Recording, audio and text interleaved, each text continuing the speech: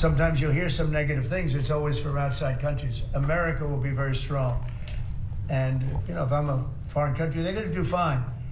But they can't do like they used to do, because we're going to bring back our business into this country. We need it from a job standpoint. We need it from even just a psychological standpoint. Think of it, 90,000 factories are gone since the beginning of NAFTA. So we're not going to have that, and we're going to see them build it back. U.S. President Donald Trump laying out one of his goals with this trade war. Yesterday, Canada did get a reprieve on most tariffs until April 2nd, but the threat does continue to loom. Canada is America's largest trading partner, with 36 U.S. states counting our country as their biggest export market. Now, today, as part of the Great Lakes and St. Lawrence Cities initiative, dozens of mayors from both sides of the border gathered in D.C. to speak out against the president's trade war. The mayors and leaders here today represent millions of people whose livelihoods depend on a cross-border trade. It's time we take action to protect these jobs and safeguard the economy for future years to come. Joining me now to talk more about this push are Gino Moretti, who is the mayor of Saint-Anicet, Quebec, and Shawyn Patterson-Howard, who is the mayor of Mount Vernon, New York. Welcome both to Power Play. Hi there. Good evening. Mayor Patterson-Howard, your group was in D.C. today, and according to the press release that you guys put out, you had meetings with 20 congressional leaders, or 20 meetings, I should say, with congressional leaders, senior administration advisors, and business leaders as well. When you present your concerns in those meetings, what kind of responses are you getting? Well, overall, it was cooperative, and all my members working together. We have one single message. We're the front line commanders on the ground. We know exactly the impact it's going to have financially on medium-class family, low-income family, and also small enterprise. This is completely unacceptable, because there's so many people that will lose their job due to this trade war. Nobody wins in trade war whatsoever. And what we do are years and years we're working. If the Great Lakes and the St. Lawrence country would be the third largest economy, $8 trillion. And we share both common sense. And my colleagues really spoke about it. And we said we work together for the benefit of our citizens, for employment, for future generations, to make sure they have employment, they have safe water, and also they have a future, a prosperity future. And as I mentioned earlier in my speech, you know, unity is about action. It is not, we could be we might not like each other in certain things, but that's democracy. We need to work together, because right now we're putting so much anxiety in our own royal and municipality. There should not be an anxiety. There's enough on turmoil right now, uncertainties around the world. We don't need this right now. Mayor Patterson-Howard, Canada is New York's #1 trading partner. As of Monday, Ontario is going to put a 25% export tax on electricity to New York City. How much is that going to hurt your state? Well, as you said, New York exports over $30 billion of our products, 20 million in products and 10 billion, 20 billion in products and 10 billion in services to Canada every year. And a trade war will impact potentially over 500,000 jobs in the state of New York. And so working with my good friend, Mayor Gino, and the mayors of the Great Lakes St. Lawrence Cities Initiative, we've been talking about the tariffs. While we understand that we want to make sure that the American economy and the Canadian economy remain strong, and when, as Mayor Gino said, we're dealing with over a $6 trillion GDP. And if we were one country, it would be the third largest GDP in the world. And so this is something that's impactful. We want to make sure that jobs are saved, that prices are kept low, that the borders continue to stay open for trade, because in a trade war, no one wins. We both lose. And while we are very understanding of the administration's desire to make adjustments and to have conversations, that's what we want to see: conversations, diplomacy at a federal level.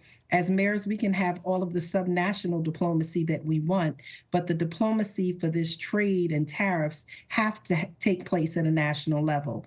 And so we don't want to see tariffs, not blanket tariffs. We understand that tariffs are economic tools and negotiation tools that happen, and they are a necessary part of the conversation. But blanket tariffs is not something. It just undermines the strength of the economy that we have built together in North America for over 70 years.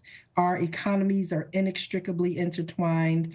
And then also the interruption of energy coming from Ontario into New York would definitely have an impact. We don't have the ability to create that infrastructure in the next 4 to 5 days. And so we cannot have families left in the cold and without electricity and heat sources.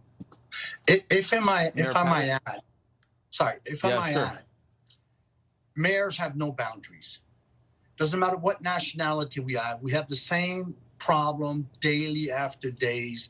How to resolve major problem, whatever it's politically reason at a higher echelon, that's fine. But we have to explain to all our citizens, here's what's the impact, and how do we give them the confidence in our own democracy to go, let's work together. Let's put aside our differences.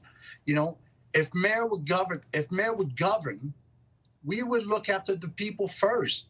And how do we resolve a tariff? There's no requirement for that.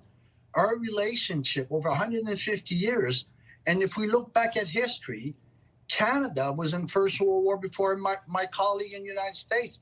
And as a veteran, I have fought side by side with my colleague, and as a graduate of the United States Military Academy, and to the Hall of Fame, it brings tears to me because I have lost good friends on both sides of the border, and the indigenous people also, we consulted them.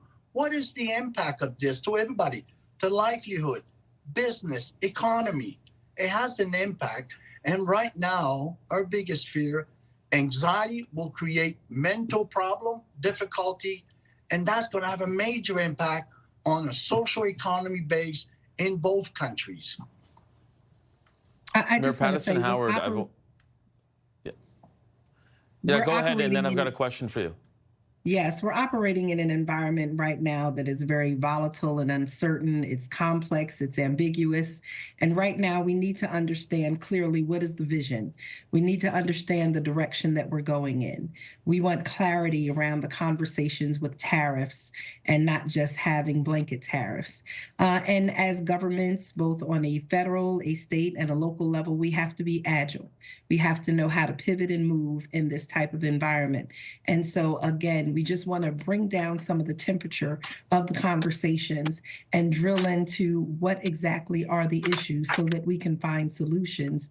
People in our communities are dealing with rising costs of housing, of food, of transportation, of energy. And tariffs, blanket tariffs, will just add to those things. And so we want to make sure that we bring a little bit of calm and diplomacy to this conversation so that there is a win-win for both America and Canada. Yeah, Mayor Patterson-Howard, I've only got about 30 seconds. Sorry. I just wanted to ask Mayor Patterson-Howard, President Trump keeps saying this is all about bringing jobs back to America. As the mayor of an American city, how do you reconcile that argument with the efforts that you're making to have tariffs removed right now? Well, right now, you know, the Great Lakes, and that's what we're talking about, from New York to Michigan to Minnesota to Ohio to Indiana, Illinois, Pennsylvania. Some of those states were called the Rust Belt.